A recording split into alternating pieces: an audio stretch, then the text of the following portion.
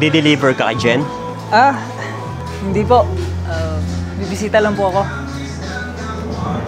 Manliligaw po ako ni Jen eh. Seryoso ka? Manliligaw ka kay Jen? Brad, manliligaw ako ni Jen. Ako'y may magandang estado sa buhay. At kaya kitang bigyan ng magandang buhay kahit langit at lupa. Hindi katulad ng mga ibang manliligaw mo dyan. Baka mamaya, sarili lang nila ang kaya nilang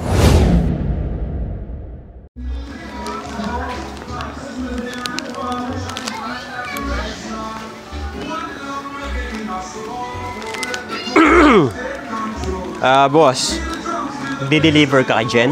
Ah, hindi po. Bibisita lang po ako. Manliligaw po ako ni Jen eh. Seryoso ka? Manliligaw ka kay Jen? Brad, manliligaw ako ni Jen. Bakit? Ano bang trabaho mo? Kuro po sa isang coffee shop, boss. Kaya pala ganyan ang suotan mo.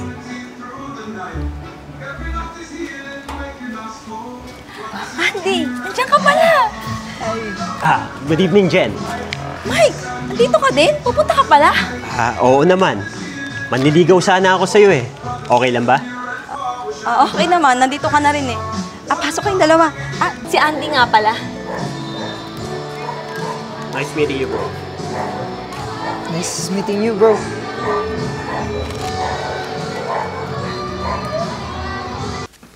Ano, Jen? Kailan mo ba ako sasagutin? May mali pa ba sa ginagawa ko? Lahat na ginagawa ko para sa'yo, di ba? Tsaka, alam ko naman na sa lahat ng manliligaw mo, ako ang may deserve na mapili mo, di ba? Ako'y may magandang estado sa buhay. At kaya kitang bigyan ng magandang buhay kahit langit at lupa. Hindi katulad ng mga ibang manliligaw mo dyan. Baka mamaya, sarili lang nila ang kaya nilang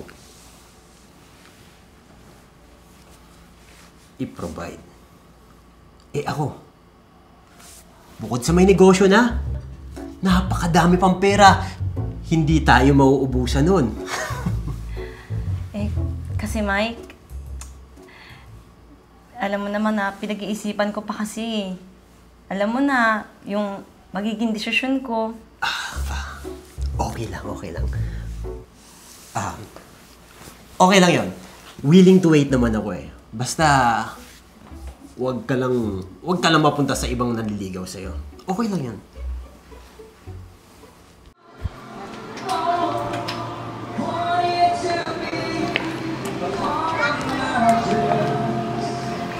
Mike, Andy, maraming salamat sa pagbisita. I really appreciate. Ingat kayo sa pag-uwi. Good night, Jen. Good night, Jen. Wala na ako. Sige. Good night.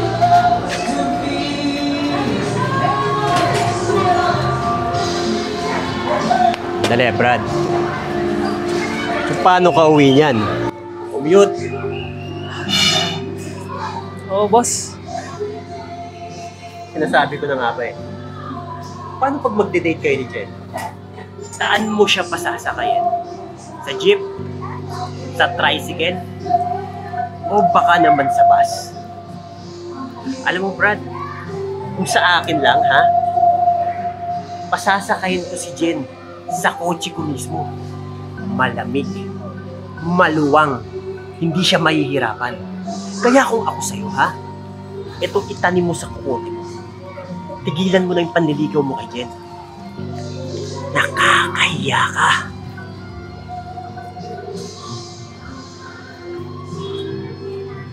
Sige po. Ano na ako?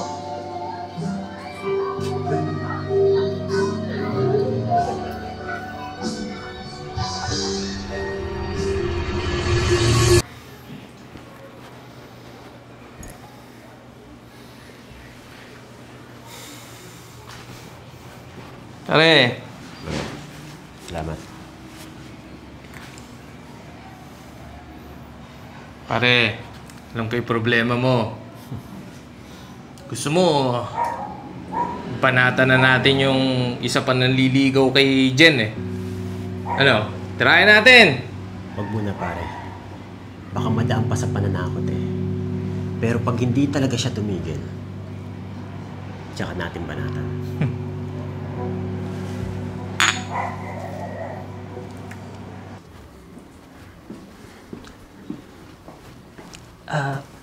Hello po. Hello po, sir. Ay. Boss. Ikaw pala yan. Order na po kayo? Sinasabi ko na nga ba eh. Tama yung source ko. Dito ka nagtatrabaho. Ha? Oo, pinacheck na kita. Alam ko kung saan ka nagtatrabaho at alam ko kung saan ka umuwi. Kaya pwede ba? Tantanan mo na si Jen dahil hindi mo alam kung ano yung kaya kong gawin sa'yo. Boss, nagbabanta po ba kayo? Hindi ba dapat irespeto natin kung ano man ang maging desisyon ni Jen? Wala akong ibang hinihintay na desisyon, kundi ang desisyon ni Jen na sagutin ako. At alam ko naman na sasagutin ako ni Jen eh. At pwede ba? Tantanan mo na si Jen. Dahil kakalintigan tayo dito. Alam ko naman na ako yung sasagutin niya eh. Kaya pare, tumigil ka na. Kung ayaw mong samain ka sa akin. Ha?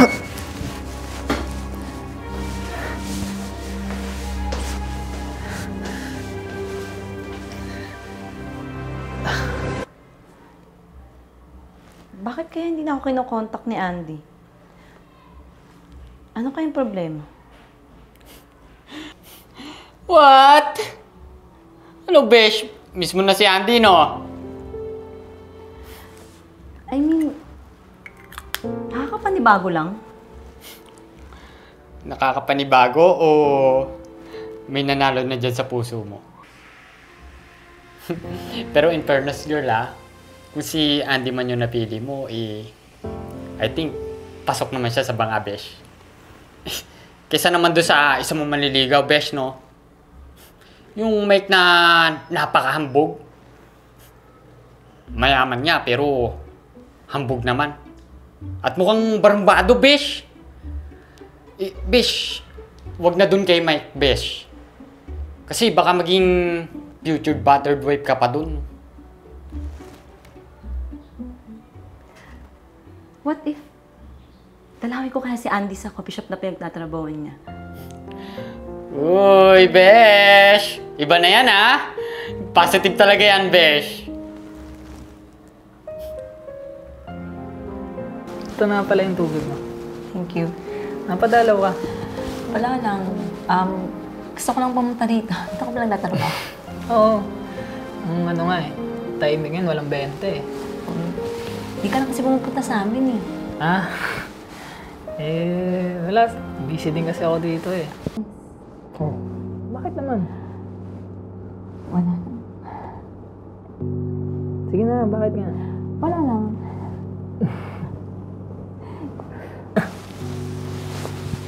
Yabang kasi, no? Ano pa kaya ba? Hindi ko alam kung ba't mo tinanggap na maliligaw mo yun. Hello pare. Puntahan mo nga ako dito pare. May babanatan lang tayo. Dalian mo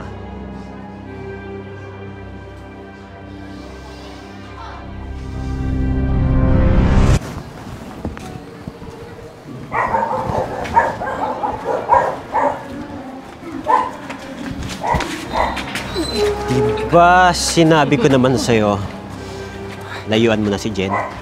Ang kulit mo rin eh, no? Pare, mahal ko kasi si Jen eh. Alam mo naman, hindi ko siya kayang layuan. So matapang ka. Matapang, pre. Hindi Tapang ka yan. nun, boss. So matapang ka. Hindi ka nun. Ha? Hindi. Ha? Labas mo ngayon ang tapang mo. Ha? Ha? Ha? Mike, itigil mo na yun! Tama na! Ano? Tapang ka? Duwag ka pala eh. Sige, huwag ka tumigil. Susumbong ka na sa pulis. Jen naman.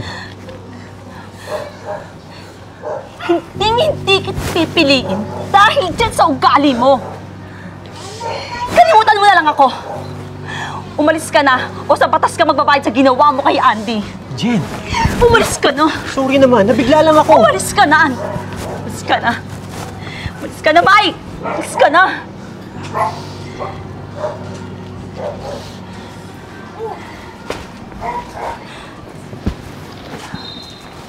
Okay ka lang. Okay lang ako. Auntie, pasensya ka na sa nangyari, ha? Jen, hindi mo kailangang humingi ng sorry. Wala ka namang kasalanan eh. Tsaka, tatanggapin ko naman kahit na anong pananakit sa akin eh. Mapanindigan ko lang yung nararamdaman ko para sa'yo. Mahal kasi kita, Jen eh. Mahal din kita, Auntie.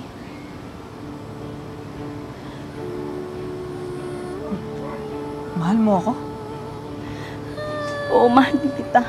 Sa lahat ng manliligaw ko, sa'yo ko lang naramdaman yung love. Salamat, Jen. Mahal na mahal kita. Papatunayan ko sa'yo yun ngayon. Habang buhay.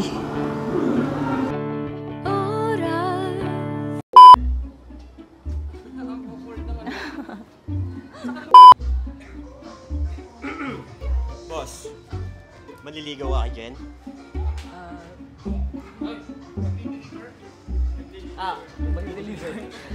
Gulat ako.